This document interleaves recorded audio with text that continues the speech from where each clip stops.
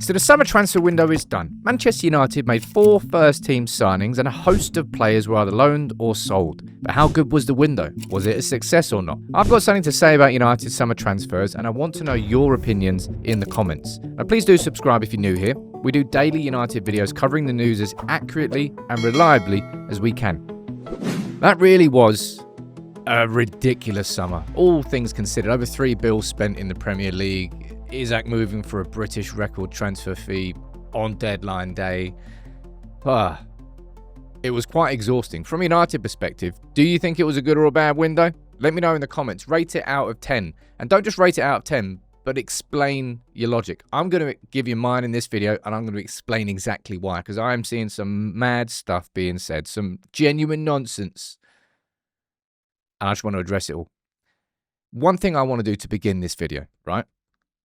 Remember what your expectations were going into it. It's all well and good being at the end of it. We haven't signed a midfielder. Oh my God, it's a nightmare. No, the nightmare transfer window is what happened at Newcastle. That is a nightmare, not what has happened at Manchester United. But United finished 15th. We lost the Europa League. My expectations going into this summer, I know what my dream was, but I didn't think it would happen. Now, if we actually look at what has happened, have Man United signed enough to complete our squad? No. Are there problems in midfield? Yes. Would I have preferred United to have signed a midfielder? Double yes. Do I think we've signed enough? I don't know. But for United to sign Cunha and Mbeumo and Šeško after, I remind you, finishing 15th in the league when we thought we had absolutely no money, kind of blew expectations out of the water. Sending Le Mans and signing a goalkeeper for me was a necessity, and it shouldn't have taken until deadline day, and I wish we had got that done earlier. But those 4 signings are all pretty damn good signings. Cunha and Mbeumo are the elite level signings. Šeško is somebody who is an elite level prospect, but not quite an elite level player. And Le Mans is an unknown entity. We don't know what's going to happen there.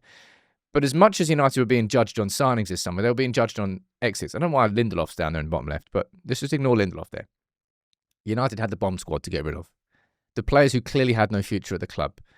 And do I think United got enough money for these players? No. Do I think we could have got better deals? Yes. But did we? Well, no. It's not just Ineos. This has happened for years at Manchester United. An inability to get the right price for players. I think Garnacho going for 40 mil is the best example of that. That should have been far, far more. In terms of the best deal I think United got this summer, I think it was Antony.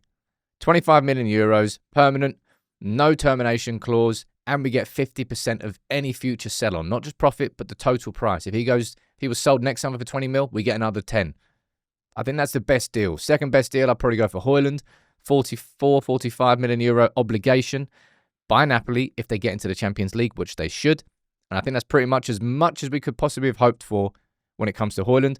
And just getting Sancho gone and getting his wages covered is great. I think the Rashford situation, again, I would have wanted more money. I would have wanted some money for Rashford rather than a loan. I would have wanted more money for Garnacho. I would have wanted, ideally, Casemiro to leave and Onana to leave and Bayindir to leave and Shaw to leave. But given expectations going into this window, I'm going to give us like a 7. 7.5. I think it was a pretty damn good window. Even just overall. Even not really versus expectations. But of course, it's not even the elephant in the room. The big issue that hasn't been solved is midfield. Now, I want to give you a bit of information on this before I sort of present my opinion on it. Because you've got Manchester Evening News here saying that the midfield was never a priority at the club. They feel they've got the options. They were strong and versatile. But yeah, I don't really believe that for a second. This is what The Athletic were reporting. Well, Laurie Whitwell has reported on the midfield situation and what the sort of strategy was this summer. You can see here, when it says it was at this stage, it's talking about when Newcastle came in for Šeško. United had an ability to then choose, what do we do here? And United had an internal debate as to whether to move for a striker or a midfielder. It's the exact same debate that we had as a community. I personally felt that United should have focused on a midfielder. And I still stand by that point. The fact that we have brought in Cunha and Mbeumo, bringing in goals, I thought the next big money signing should have been a midfielder. But it was Jason Wilcox who pushed for the goal scorer, the striker, to be next. and a little bit more information on that from Amrim's perspective here. In an ideal world, Amrim would have got Baleba too. A dynamic midfielder was on the agenda all summer, but resources have gone elsewhere, and I'll just explain to you why. Because Wilcox advocated to sign a scorer. Our football director made the choice. Amrim pushed for Baleba. Ratcliffe wanted him, but United were only willing to, you can see there, a price. They thought that Brighton would sell him for in the region of what they sold João Pedro to Chelsea for, which was never going to happen. But Amrim wanted a midfielder all summer long. And what United have chosen to do here is wait to get the player they want rather than any player this summer. Now, you might disagree with that. I disagree with the fact that a striker was prioritised ahead of a midfielder after Cunha and Mbeumo. I thought that at the time, and I think that now. Is it going to be proven to be incorrect? We don't know that yet. And that's something that people are obviously making their minds up. Look, midfield is going to be an issue for United this year. Just in the same way that if we signed a big midfielder and we didn't sign a striker, then goal scoring would still be an issue. But it still is an issue even after we signed all these bloody players. So it's not as if signing Šeško and Cunha and Mbeumo has all of a sudden made United goal scoring freaks. Our conversion rate is still absolutely awful. And midfield will be a problem for Amrim this season.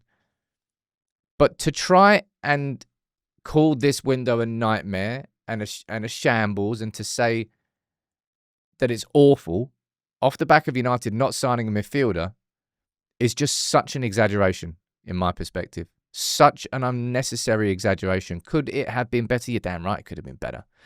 One thing that I've spotted that's really bloody annoyed me was this little bit of information on Onana, which might go some way to explaining exactly why it's not just about performances on the pitch that's putting him out of favour with Ruben Amorim. You can see down there that Onana came back to Carrington after that summer, after that season last season, and wanted a new contract.